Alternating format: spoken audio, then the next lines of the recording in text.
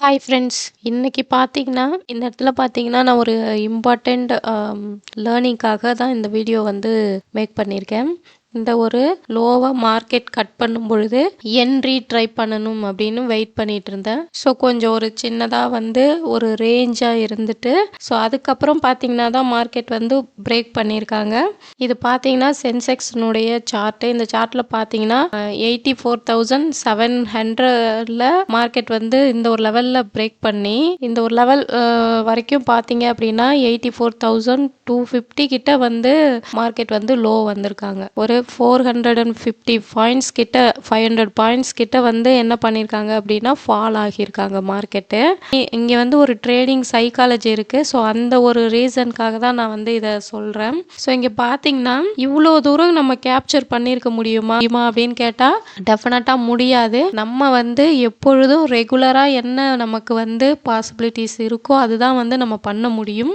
உங்கள் மைண்டுக்கு தோணும் நம்ம அப்படியே விட்டுருந்தோன்னா இன்னைக்கு வந்து ஒரே நாளில் நிறைய லட்சங்களை வந்து சம்பாதிச்சிருக்கலாம் அப்படின்னு தோணிருக்கும். பட் அது வந்து மார்க்கெட்டில் கண்டிப்பாக வந்து பண்ண முடியாது. நாளைக்கு அந்த மாதிரி வெயிட் பண்ணலாம் அப்படின்னு ஏதாவது மைண்ட் செட்டில் இருந்ததுன்னா ஸோ அதை வந்து நீங்கள் என்ன பண்ணுங்க அப்படின்னா மறந்துடுங்க. ஸோ நம்மளால் பிடிக்க முடிஞ்சது என்ன அப்படின்னா ரெகுலராக டெய்லி என்ன நம்மளுடைய டார்கெட்டோ அதுதான். டெய்லி நான் வந்து 10 பாயிண்ட்ஸ் தான் கேப்சர் பண்ணுவேன்னா அதை தான் வந்து மார்க்கெட் 1000 பாயிண்ட்ஸ் மேலே போனாலும் கீழே போனாலும் உங்களுக்கு வந்து இவ்வளோதான் அப்படிங்கிறத நீங்கள் வந்து கிளியராக இருக்கணும்.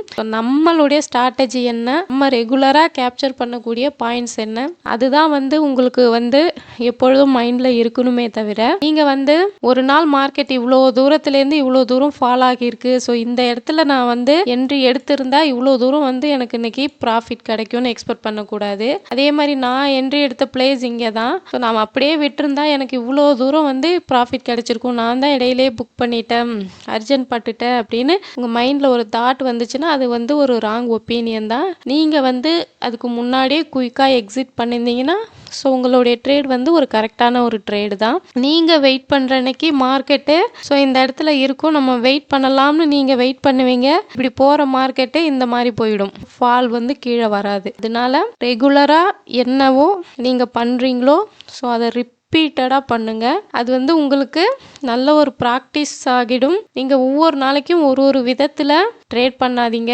ஏன்னா மார்க்கெட் வந்து ஒவ்வொரு நாளும் ஒரு ஒரு விதமாக வர்றதுனால நீங்கள் வந்து ரிப்பீட்டடான ஒரு விஷயத்தை தான் ஃபாலோ பண்ணணும் ஃப்ரெண்ட்ஸ். பார்த்தீங்கன்னா 84,800 புட் ஆப்ஷன் வந்து இன்னைக்கு நான் வந்து ட்ரேட் பண்ணியிருந்தேன். ஸோ இதில் நான் வந்து எங்கே என்ட்ரி பண்ணியிருந்தேன்னா இந்த ஒரு பிளேஸில் தான் என்ட்ரி பண்ணியிருந்தேன். ஸோ சின்னதாக வந்து கீழே வந்திருக்காங்க, வந்துட்டு அகெயின் வந்து நல்லா மேலே போயிருந்தாங்க. ஸோ இந்த ஒரு கேண்டில்லே நான் என்ன பண்ணிட்டேன்னா என்னுடைய ப்ராஃபிட்டை புக் பண்ணிட்டேன். நமக்கு வந்து என்ன தோணும் அப்படின்னா ஸோ இது அப்படியே விட்டுருந்தா பாருங்கள் மார்க்கெட் எவ்வளோ தூரம் போயிருக்காங்க அப்படின்ட்டு. நான் என்ட்ரி எடுக்கும் பொழுது இந்த பிளேஸ் வந்து 130 கிட்ட இருந்த மார்க்கெட்டு 600 வரைக்கும் போயிருக்காங்க. இதை நம்ம அப்படியே விட்டுருந்தோம் அப்படின்னா இன்னைக்கு வந்து ஒரே நாளில் நம்ம லட்சாதிபதி ஆயிருக்கலாம், கோடீஸ்வரங்கள் ஆயிருக்கலாம் அப்படின்னு நம்ம எய்ம் பண்ணியிருந்தோம் அப்படின்னா அது வந்து இம்பாசிபிள் ஒன். நம்ம வந்து 1000 பாயிண்ட் போனாலும் நம்மளுடைய ஒரு டார்கெட்டில் நம்ம கிளியராக இருக்கணும் ஃப்ரெண்ட்ஸ். இது வந்து என்னைக்காச்சும் ஒரு நாள் தான் இந்த மாதிரி நடக்கும்.